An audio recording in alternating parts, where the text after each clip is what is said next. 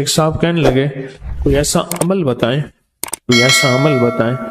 کہ میں چاہتا ہوں میری 7 نسلوں میں رزق ختم نہ ہو جو مہنگائی اور حالات اور پریشانیوں میں دیکھ رہا ہوں، کوئی ہے عمل؟ میں کہا بالکل ہے، اور میں نے اس سے کہا کہ یہ میرے پردادا کے پردادا کا عمل ہے، ان کا یہ عمل ہے، میرے پردادا کے پردادا کا عمل جو ہماری خاندانی یادداشتوں میں یہ لکھا ہوا ہے، اور فرمایا اگر یہ کوئی بندہ کر لے اللہ نسلوں کا رزق اللہ سے منوا لے۔ اور میں نے اس سے کہا خیال کرنا رزق کے روحانی ساتھ منوانا، ورنہ دولت مال چیزیں مل جائے گی، جس کے بارے میں کہا جاتا ہے کہ بعض بندے ایسے ہوتے ہیں اللہ پاک ان سے لقمے نہیں چھینتا، سجدے چھین لیتا ہے، اللہ ان سے لقمے نہیں چھینتا۔ کیوں؟ رزق جسمانی دوسرے لفظوں میں مل رہا ہے، اور رزق روحانی اللہ چھین لیتا ہے۔ یہ جو آج آپ بیٹھے ہیں تسبیح خانے میں اور میں بیٹھا ہوں، یہ ہم روحانی دسترخوان پہ بیٹھے ہیں، یہ بہت بڑا دسترخوان لگا ہوا ہے، یہ دسترخوان ہے۔ سنا ہے در یار پہ بڑی دھوم ہے، سنا ہے در یار پہ بڑی دھوم ہے، وہاں عاشقوں کا ہجوم ہے۔ یہ روحانی دسترخوان ہے، میں بھی خود محتاج ہوں، یہ روحانی دسترخوان ہے۔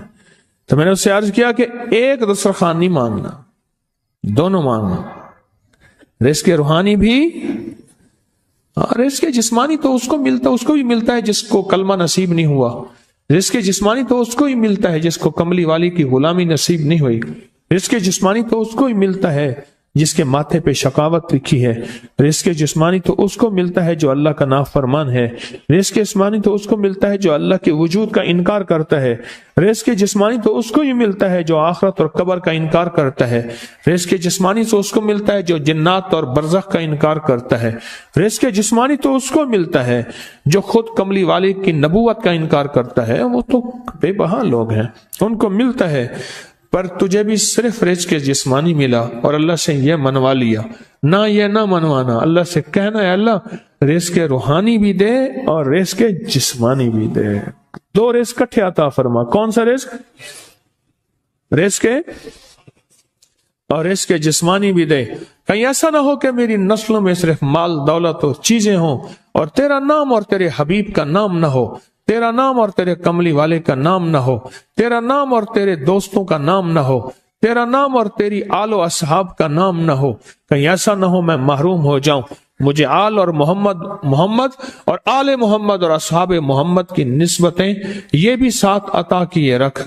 میں نے اس سے کہا کہ 2 چیزیں مانگنا۔ اچھا قدرت کا نظام ہے، تو دیوانے بھی ہوتے ہیں، یقین والے ہوتے ہیں، آپ جیسے آپ مخلص بیٹھے ہیں، اور پوری دنیا میں ہمارے ساتھ اس وقت مخلص بیٹھے ہیں جو ہماری آج کی محفل میں شریک ہیں، ہوتے ہیں دیوانے۔ مجھ سے کہنے لگا ایک وقت ایک جگہ ہو بہت بہتر۔ میں نے اس سے کہا، میں نے کہا پھر بھی اگر ایک وقت ایک جگہ میسر نہ بھی ہو تو اگر عمل کسی وقت چوک جائے، عمل کی جگہ چوک جائے، عمل کا وقت چوک جائے، مجبوری میں نہ ہو تو بہتر ہے، پر توجہ نہ چوکے، دھیان نہ جائے، استحضار نہ جائے، یقین نہ جائے، اور سچا یقین ہو کہ میرا اللہ خود کہتا ہے یہ مانگنا بھی تو اسی نے دیا ہے نا، جب اس کریم نے مانگنا ہی خود دیا ہے تو عطا بھی خود کرے گا۔ نہیں خوف نارے جہیم کا کہ کرم ہے مجھ پہ کریم کا، وہ خود عطا کرے گا مجھے، اس نے مانگنا دیا دے گا۔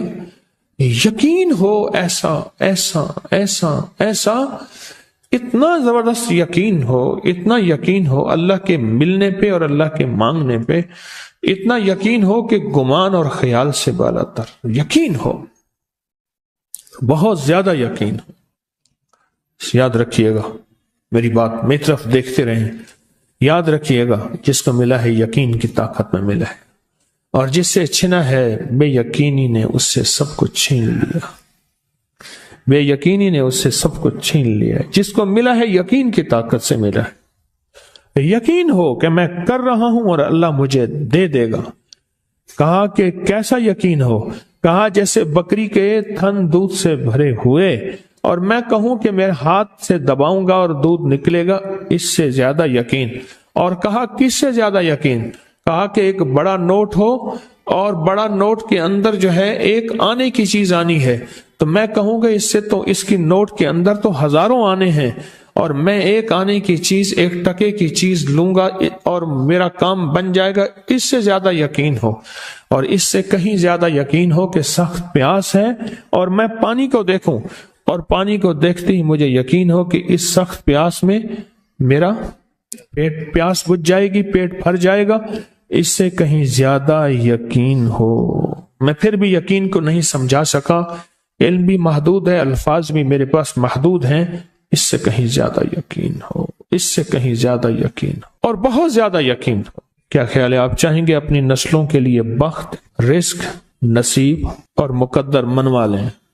میں نے کہا روزانہ 40 منٹ بیٹھ، 40 منٹ صبح دوپہر شام، جو تیری تنہائی کا وقت ہو، کہ یا اللہ دنیا میں ایسی جگہ کوئی کہیں ہوتی، اکیلے بیٹھے رہتے یاد تیری دل نشیں ہوتی، اکیلے بیٹھے رہتے یاد تیری دل نشیں ہوتی، اور بس صرف ایک بار سورۃ فاتحہ پڑھ، اور اس کے بعد ایاک نعبد و ایاک نستعین کو دوہرا۔ تو میں نے اسے عرض کیا کہ بس اس کو وجدان سے پڑھو، ایسے پڑھ کے رونگٹے کھڑے ہو جائیں، آنسو بہنے لگ جائیں، دل کے اندر کا درد اور دل کا اندر کا غم اور اللہ کے سامنے حاضری، استحضار، اور یہ کیفیتیں تیری ہوں کہ بس اس کے علاوہ کوئی مجھے یاد نہ رہے۔ اس درد سے پڑھو صرف 40 منٹ۔ 40 کی عدد کے ساتھ کائنات کے رازوں کا بڑا تعلق ہے۔ 40 کا جو عدد ہوتا ہے، بس 40 کے عدد کے ساتھ پڑھ، اور بہت توجہ سے پڑھ، اور بہت دھیان سے پڑھ، بہت توجہ سے، روز پڑھ۔ مجھ سے کہنے لگا کتنے دن پڑھوں؟ تو میں نے اس سے کہا مجھ سے یہ دن نہ پوچھ، تیرا دل خود بولے گا کہ فیصلے ہو گئے ہیں، بس ختم، دل خود بولے گا۔ یہ بتائیں کہ پیٹ بھرتے ہوئے کوئی گھنٹی بجتی ہے، یہ دل خود بولتا ہے کہ پیٹ بھر گیا۔ پیاس میں بھی کوئی کہتا تو نہیں ہے کہ آپ کی پیاس بجھ گئی ہے، وہ دل خود بولتا ہے کہ بس اب پانی کی ضرورت نہیں ہے۔ نیند سے دل بھر جائے تو بس دل کے بس اب سو لیا، وہ اٹھیں۔ اسی طرح دل خود بولے، دل خود بولے، کیا بولے؟ دل خود بولے، اور دل اندر بولے، دل اندر بولے کہ اللہ پاک جل شانہ نے نسلوں کے لیے رزق، عزت، دولت، برکت کے فیصلے کر دی، بس دل بولے۔ کتنے دیر کر؟ اب یہ تیری اپنے مانگنے میں ہے، اب یہ تیری اپنے مانگنے میں ہے، مانگنے میں کمی ہے تو دل نہیں بولے گا، اگر مانگے گا تو پتہ نہیں دنوں میں یا ہفتوں میں، جتنے میں دنوں میں فیصلہ ہو جائے گا۔ اس ویڈیو کو لائک اور شیئر کریں، اب کریے یوٹیوب چینل کو سبسکرائب کریں، اور روزانہ زیادہ سے زیادہ سبسکرائب